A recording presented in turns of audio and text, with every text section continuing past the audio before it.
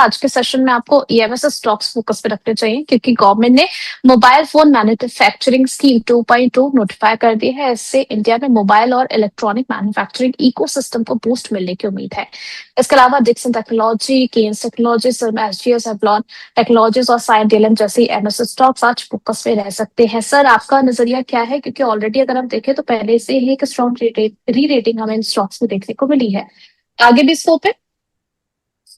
Yes ma'am, उससे पहले एक अपडेट दे देता हूँ। तो जी लास्ट सेशन मेरा the Leela palace hotel and resort पे एक रिकमेंडेशन था एंड जी। वहाँ पे लगभग अभी एक हाई लगा था एंड लगभग 7% के आसपास प्रॉफिट वहाँ पे दिखाई दे रहा था वहाँ के हम्म। सेशन शुरू होते होते। तो जिनका शॉर्ट टर्म का व्यू था वो एक बार प्रॉफिट बुक करके निकल जाए, और जिनका लॉन्ग टर्म का व्यू है 1-1.5 महीने का, तो पार्शियल प्रॉफिट बुक करने का सलाह रहेगा एंड बने रहने का सलाह होगा। एंड चलिए। अगर ईएमएस काउंटर की बात करें तो देखिए, डिक्सन टेक्नोलॉजी हमारा रेडार पे था 10,800 के आसपास से। अभी भी हम यहाँ हम्म। पे पार्शियल प्रॉफिट बुक करा के अब अभी भी हम यहाँ पे बरकरार हैं। एंड मुझे लगता है कि डिक्सन टेक्नोलॉजी आपको धीरे धीरे ऑल टाइम हाई देखिए। गवर्नमेंट का पुश भी ये है कि इंडिया एक इलेक्ट्रॉनिक्स हब बने, और उस दिशा पे अगर हम्म। गवर्नमेंट का दिशा मतलब अभी भी मोटिव रहता है उस तरफ से, जो मुझे लगता है कि आगे जाके ये होने वाला है। तो डिक्सन टेक एक बढ़िया काउंटर रहेगा, क्योंकि ज्यादातर मोबाइल मैन्युफैक्चरिंग में आप देखेंगे तो ज्यादातर कंपनियों को डिक्सन टेक सर्विसेज देता है। एंड हम्म। बाकी सारा ईएमएस इक्विपमेंट्स वो भी डिक्सन टेक्नोलॉजी को बनाता हुआ दिखाई देता है। इसलिए जब वो न्यूज आया था तब से लेके देखिए डिक्सन टेक कितना ऊपर आ चुका है। एंड यहाँ पे कभी भी कोई हम्म। डिप मिले बिल्कुल बाय करने का सलाह रहेगा। आज देखेंगे 2% के आसपास नीचे चल रहा है, और ये एक मौका है, अब धीरे धीरे यहाँ पे बाइंग करके बिल्कुल जा सकते हो। मुझे लगता है कि काउंटर आपको 18,000 एंड उससे भी ऊपर धीरे धीरे आता हुआ दिखाई देगा। एंड जिनके पास पोजीशन है बिल्कुल बने रहिए, और फ्रेश कोई खरीदना चाहते हैं तो बिल्कुल वो भी यहाँ पे खरीदारी करके जा सकते हैं। काइंस टेक्नोलॉजी की अगर मैं बात करूं तो देखिए, काउंटर में कुछ नेगेटिव न्यूज़ वगैरह आया था, रिजल्ट भी थोड़ा उतना अच्छा नहीं आया, तो उस हिसाब से आप देखेंगे हम्म। तो काइंस टेक्नोलॉजी थोड़ा नीचे चल रहा है एंड बॉटम बनाने की कोशिश अभी चल रहा है। अगर चार्टिकली मैं देखूं तो अभी जिस लेवल पे उस लेवल पे मुझे बहुत ही बढ़िया लग रहा है। डेली चार्ट में अगर आप देखते हो तो 200 डीएमए के आसपास अभी रेजिस्टेंस लेता हुआ दिखाई दे रहा है। इससे पहले भी इस लेवल को सस्टेन करने की कोशिश हुआ था, लेकिन अभी जो एक हाई बना था 6 अगस्त 5 अगस्त के आसपास, बिल्कुल उस हाई को वापस से काउंटर टेस्ट करता हुआ दिखाई दे रहा है। एंड इसके ऊपर अगर काउंटर एक बार सस्टेन करने लगे तो मुझे लगता है कि 4,470 तक आपको ये काउंटर एक मोमेंटम आता हुआ दिखाई देगा। तो इस लेवल पे अगर कोई खरीदना चाहता है तो बिल्कुल यहाँ पे भी खरीदारी करके आप जा सकते हैं जी।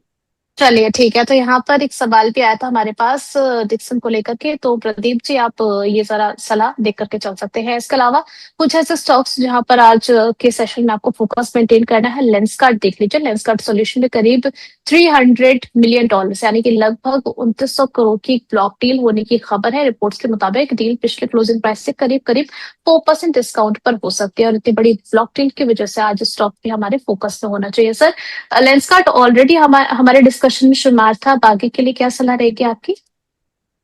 जी देखिए, ब्लॉक डील हुआ है। ब्लॉक डील का न्यूज़ तो सुबह सुबह मुझे भी सुनाई दे रहा था, लेकिन देखिए हम्म। ब्लॉक डील होने की वजह से अगर नीचे भी आता है कोई बात नहीं। कभी भी आपको यहाँ पे डिप मिले आपको यहाँ पे बाइंग ही करके जाना है। मुझे लगता है कि काउंटर देखिए, जब से आईपीओ आया था तब से लेके ये कंट्रोवर्सी में है। जो फाउंडर था, शार्क हम्म। टैंक पे भी था, पीयूष बंसल जी, उनको भी ट्रोल किया गया कुछ स्टेटमेंट की वजह से। तो शुरू से यहाँ पे आप देखेंगे एक कंट्रोवर्सी में काउंटर था, लेकिन उसके बावजूद आप देखेंगे यहाँ पे रैली इतना बढ़िया आया है।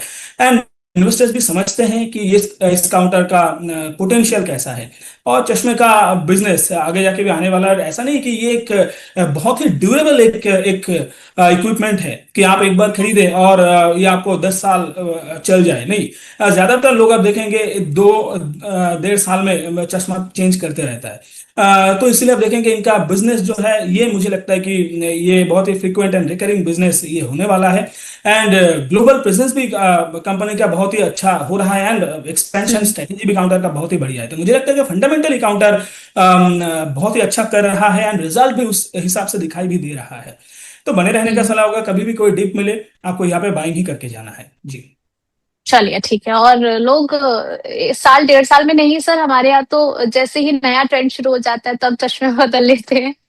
तो उस हिसाब से हम देख पा रहे हैं कि किस तरीके से बिजनेस जो है इनका लोगों का पसंदीदा बना हुआ है। इसके अलावा सर आपकी राय में फेडरल बैंक को लेकर के भी समझना चाहूंगी, क्योंकि यहाँ पर भी एक फंड रेज करने को एक अप्रूवल मिला है। $500 बिलियन तक का फंड रेज किया जाएगा। आपका नजरिया फेडरल बैंक पर क्या है? जी देखिए, फेडरल बैंक आप देखेंगे पूरे बैंकिंग सेक्टर में जब कोई नहीं चल रहा है, तो फेडरल बैंक एक ऐसा मिड कैप काउंटर है जो बहुत ही अच्छा रैली दे, इन्वेस्टर को पैसा भी बना के दिया है। एंड हम्म। अभी एक कंसोलिडेशन, एक एक टाइम करेक्शन में काउंटर है। लेकिन मुझे लगता है कि देखिए, ऐसा टाइम करेक्शन जरूरी है क्योंकि इतना अच्छा चला है, और यहाँ पे थोड़ा टाइम बिताता है तो बहुत ही अच्छा ये होगा। और यहाँ से अगर मुझे डिप मिलता है तो मैं फर्दर यहाँ पे खरीदारी करने में इंटरेस्टेड रहूंगा। लेकिन इस लेवल पे खरीदारी करना मेरे लिए थोड़ा रिस्क रिवॉर्ड रेशियो सही नहीं बैठ रहा है। हो सकता है कि यहाँ पे आपको वापस से एक अपसाइड मोमेंटम दिखा दे, लेकिन मैं इस लेवल पे खरीदने के लिए अभी राजी नहीं हूँ। तो जिनके पास है बिल्कुल यहाँ पे बने रहिए, और अगर किसी का फ्रेश खरीदारी का यहाँ पे मोटिव है तो थोड़ा वेट करके जाइए। अगर डिप मिलता है तो ठीक है, नहीं डिप मिलता है तो बाकी बहुत सारे बैंक है वहां पे आपको मौका मिलता है तो इन्वेस्ट कीजिए। अभी के लिए इसमें फ्रेश खरीदारी करने का मुझे लगता है कि थोड़ा रिस्क हो जाएगा जी।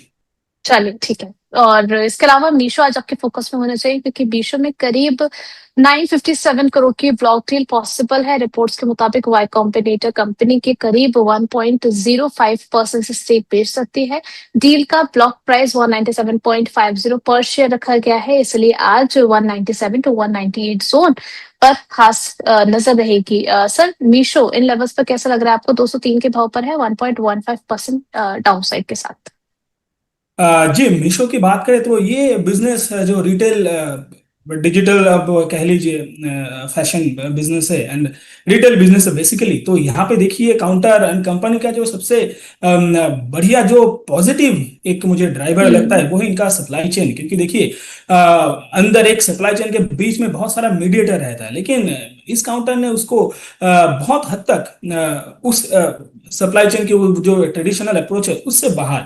एंड इसीलिए अब देखेंगे यहाँ पे जो सामान भी मिलता है वो बहुत ही सस्ते दाम पे मिलता है। लेकिन तो हम्म। फंडामेंटल बैकिंग मैं ये कह रहा हूँ कि फंडामेंटल काउंटर पे बहुत ही पॉजिटिव है, रिजल्ट भी बढ़िया था। लेकिन चार्टी के लिए मैं बात करूँ तो देखिए ब्लॉक डील का भी एक न्यूज है, ऊपर से काउंटर 220 के लेवल को सस्टेन करने का कोशिश इससे पहले भी किया था, एंड इस बार भी लगभग उसी लेवल पे आखिर काउंटर ने अरेस्ट होता हुआ दिखाई दिया।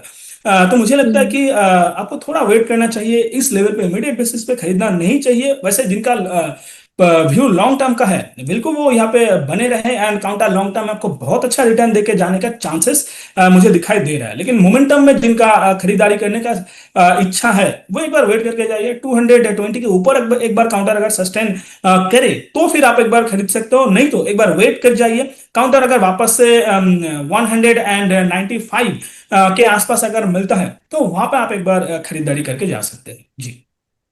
चलिए, इसके अलावा पावर ग्रिड आज फोकस में होना चाहिए, क्योंकि कंपनी गुजरात में रिन्यूएबल एनर्जी प्रोजेक्ट्स के लिए इंटर स्टेट ट्रांसमिशन सिस्टम बनाने की टीबीसीबी बिडिंग में सक्सेसफुल बिडर बनी है। प्रोजेक्ट का discovered tariff 822.91 CR per year है।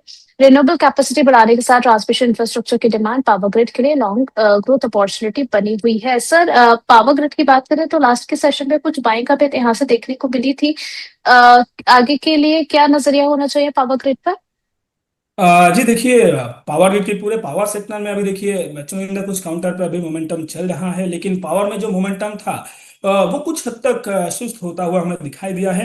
एंड पावर ग्रिड हम्म। की बात करें तो ये काउंटर देखिए जो 2025 22 अप्रैल के आसपास, मतलब अप्रैल महीने में एक हाई लगा था 320 के आसपास। एंड बिल्कुल इस बार भी आप देखेंगे जो अप्रैल 2026 में बिल्कुल उसी लेवल पे एक बार हम्म। अरेस्ट हो चुका है, एंड वापस से अपने लो के आसपास आता हुआ दिखाई दे रहा है। तो मेरा साफ साफ कहना है कि काउंटर अभी टाइम करेक्शन में है, भैया अभी डीप में है। तो यहाँ पे आप बिल्कुल एक स्टैगर्ड मैनर पे खरीद के जा सकते हो, लेकिन मोमेंटम यहाँ पे उतना बढ़िया नहीं है। तो इस हिसाब से आप देखेंगे अगर यहाँ पे पोजीशन बनाते भी हो तो यहाँ पे टाइम आपको देना पड़ेगा। एंड ऊपर से क्योंकि मोमेंटम उतना एग्रेसिव यहाँ पे नहीं आता, तो वापस से 320 आने के आते आते भी आपको वहां पे टाइम लग जाएगा। एंड वहां पे आने के बाद हो सकता है कि वापस से वहां पे रेजिस्टेंस फेस करने पड़े।